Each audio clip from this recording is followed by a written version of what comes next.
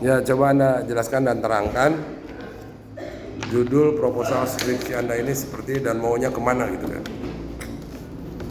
Bismillahirrahmanirrahim. Assalamualaikum warahmatullahi wabarakatuh. Yang terhormat dan saya hormati Bapak Hendra Sukarman SPSH, Bapak Wildan Sani Prasetya SHMH. Selaku dosen uji proposal skripsi saya pada hari ini. Tidak syukur hanya dipanjatkan kehadiran Allah yang mana telah memberikan rahmat dan karunia-Nya sehingga pada kesempatan kali ini saya bisa mengikuti kegiatan seminar proposal. Salawat beserta salam semoga semuanya terlimpahkan kepada Nabi kita Muhammad SAW, kepada para sahabatnya dan sampai kepada kita umatnya. Pada kesempatan ini saya diganti dengan NIM 33002103. Di sini saya akan mempresentasikan proposal penelitian saja dengan judul analisis yuridis tindak pidana pencurian biasa berdasarkan pasal 362 Kitab Undang-Undang Hukum Pidana dibandingkan dengan pasal 476 Undang-Undang Nomor 1 Tahun 2023 tentang Kitab Undang-Undang Hukum Pidana. Penelitian ini dapat dilakukan dengan perubahan signifikan dalam sistem hukum pidana di Indonesia, terutama pada pengaturan tindak pidana pencurian yang awalnya terdapat di dalam pasal 362 Kitab Undang-Undang Hukum Pidana. Ini telah disahkannya Undang-Undang Nomor 1 Tahun 2023 tentang Kitab Undang-Undang Hukum Pidana. Untuk rumusan masalah, saya mengambil dua rumusan masalah. Yang pertama ada analisis terhadap tindak pidana pencurian biasa menurut pasal 362 Kitab Undang-Undang Hukum Pidana dibandingkan dengan pasal 476 Undang-Undang Nomor 1 Tahun 2023 tentang Kitab Undang-Undang Hukum Pidana. Yang kedua, bagaimana perbedaan pasal 362 Kitab Undang-Undang Hukum Pidana dengan unsur pasal 476 Undang-Undang Nomor 1 Tahun 2023 tentang Kitab Undang-Undang Hukum Pidana. Alasan saya mengambil judul proposal skripsi saya yang pertama karena ketertarikannya khususnya pada tindak pidana pencurian, karena pencurian merupakan salah satu kejahatan umum yang sering terjadi di masyarakat.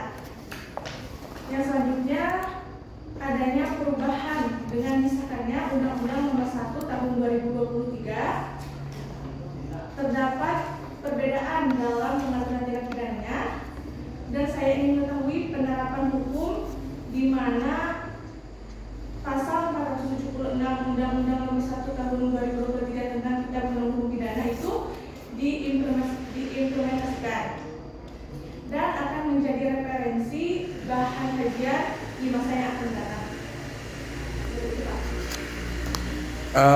Ada nggak contoh kasusnya? Contoh masalahnya ada nggak? Misalnya kasus pencurian di mana gitu kan, ada nggak? Di 362 ada nggak?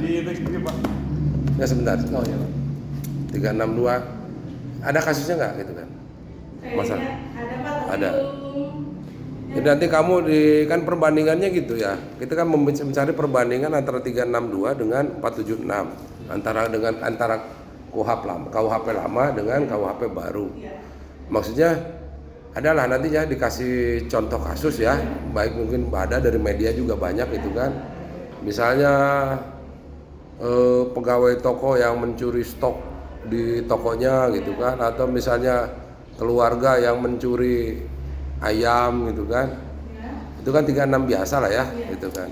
Nah kayak maksudnya gitu supaya nanti ada gambaran nih, tidak hanya misalnya melulu memperbincangkan bagaimana misalnya KUHP baru dengan KUHP lama gitu ya. Tapi di studi kasusnya. Oke. Kalau saya cukup, silakan. Pak. Dari judul dulu aja ya Pak. Ini kan tentang analisis ya. Analisis ini tentang tindak pidana pencurian ya Pak? tindak pidana pencurian. Terus berdasarkan pasal 362 itu KUHP atau apa? Undang-Undang Nomor 1 Tahun 1946 tentang kata siapa? Coba cari yang benar.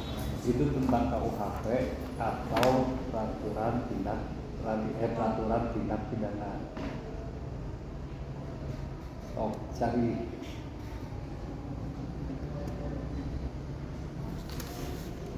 Itu mah bukan KUHP, Iya. peraturan tindak pidana ya.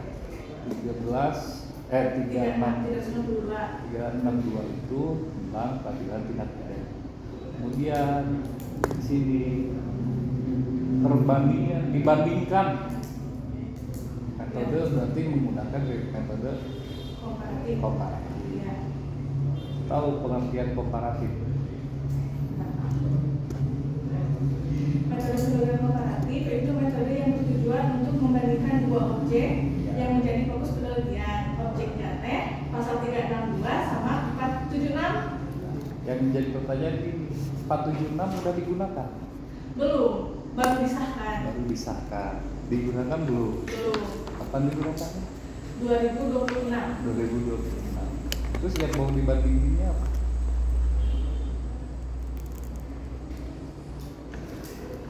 Ayeuna misalkan di 362 itu udah ada kasus. Iya. Apakah di 376 itu udah ada kasus? Belum ada. Terus mau ngebandinginnya apa? Unsur-unsur tindak pidana ya, Pak? Unsur-unsur tindak pidana. Kalau misalkan mau unsur-unsur itu bukan komparatif, tapi pendekatan undang-undang. Ya, kalau misalkan komparatif, mungkin beberapa dosen belum sepakat bahwa pendekatan komparatif itu perbandingan antara undang-undang. Emang benar perbandingan undang-undang, cuman bukan perbandingan undang-undang yang ada di Indonesia. Iya. Tapi dengan negara lain ya, Pak? Nah itu kalau misalkan mau perbandingan undang-undang yang ada di Indonesia itu pendekatan undang-undang, kajiannya itu tentang pasal 362 kemudian dengan pasal 475 gitu. Jadi di metodenya juga masalah. Gitu dari semua skripsi itu seperti ini, Pak. Sama. Nggak, karena ini kan gini.